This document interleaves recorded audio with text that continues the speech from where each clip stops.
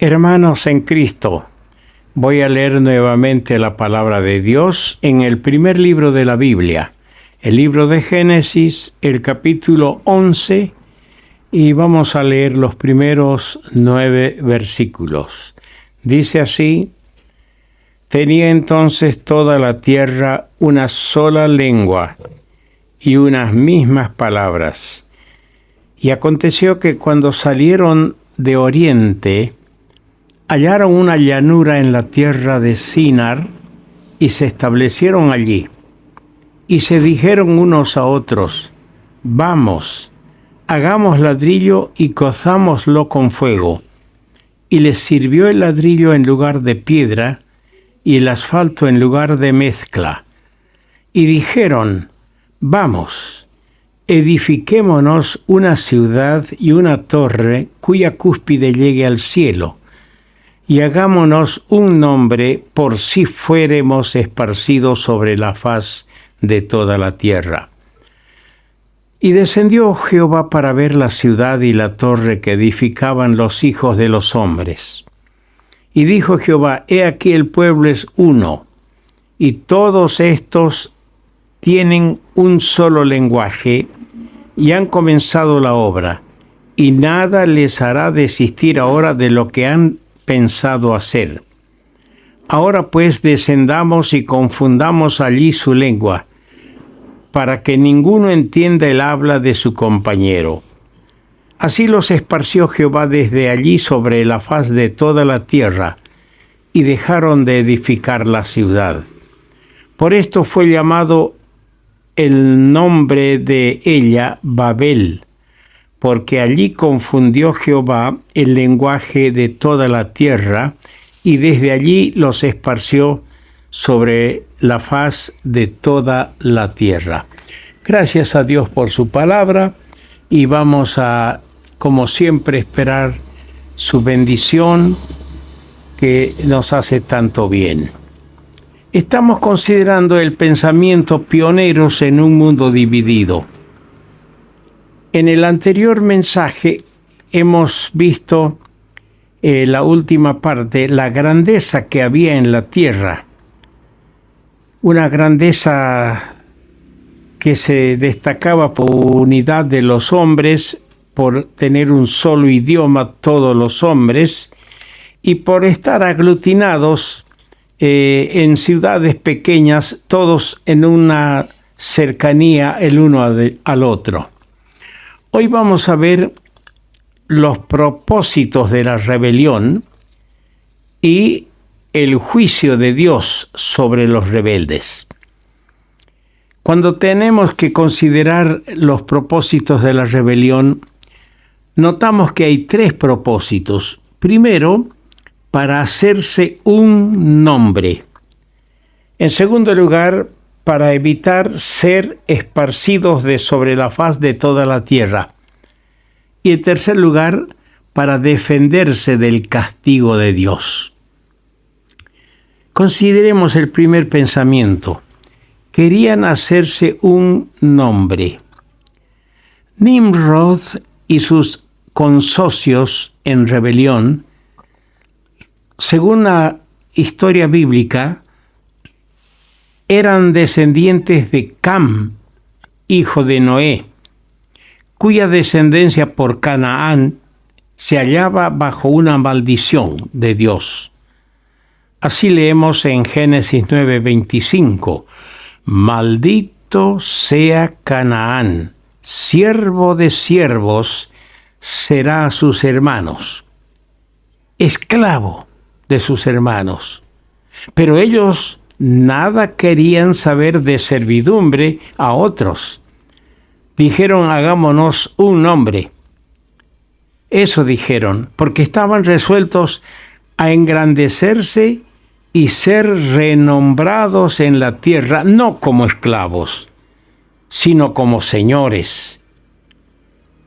Pero ningún nombre es grande en comparación con el nombre de Jesús, a quien Dios ha ensalzado a lo sumo, y a quien Él ha dado nombre que es sobre todo nombre. El nombre en el cual únicamente hay salvación, como dice en Hechos capítulo 4, versículo 12. En el nombre en el cual los santos se reúnen, como dice en Mateo 18, 20. El nombre en el cual se regocijan y en el cual se doblará toda rodilla de los que están en el cielo y de los que están en la tierra y de los que debajo de la tierra, como dice en Filipenses capítulo 2. Su nombre será para siempre. Así dice el Salmo 72, versículo 17. Su nombre será para siempre. Mas el nombre de todo enemigo suyo, dice el Salmo 9, versículo 5, eso en el nombre de los enemigos de Dios, dice, borraste el nombre de ellos eternamente y para siempre. Es una bendición que el nombre del Señor Jesucristo, nombre glorioso, nos una a los cristianos que queremos sujetarnos a su señorío y a su palabra.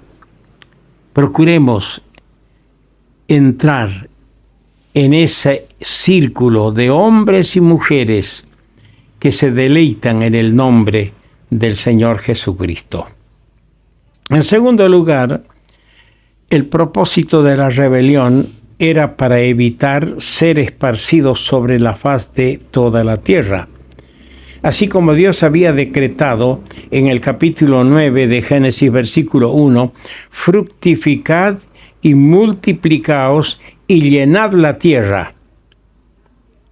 Pero ellos querían evitar eso, ser esparcidos por toda la tierra. La ciudad que edificaban, por lo que vemos, vendría a ser centro de una comunidad de familias. En otras palabras, un lugar de reunión social, donde podrían desarrollar diversiones y amenidades para hacer más llevadera su vida alejada de Dios. Los hombres siempre se buscan para divertirse y hacer más llevadera su vida, vidas que están lejos de Dios. Eso es muy triste. Los que andan en rebelión contra Dios creen tener un sentido de seguridad cuando se hallan rodeados de otros del mismo pensar y de la misma actitud que ellos. Así como los cristianos se sienten felices, contentos, cuando se encuentran con otros peregrinos que están camino al cielo igual que ellos y que tratan de agradar al Señor. En tercer lugar, el propósito de la rebelión era para defenderse del castigo de Dios, castigo tan merecido por su impiedad y rebelión. Dijeron, edifiquémonos una torre cuya cúspide llegue al cielo. Así hemos leído en el versículo 4. Aquí se originó la costumbre de edificar una torre para servir de fortaleza en las ciudades de tiempos pasados. Las torres altas servían de lugar de refugio y defensa contra los adversarios. Pero los edificadores de Babel querían que su torre alcanzara al cielo.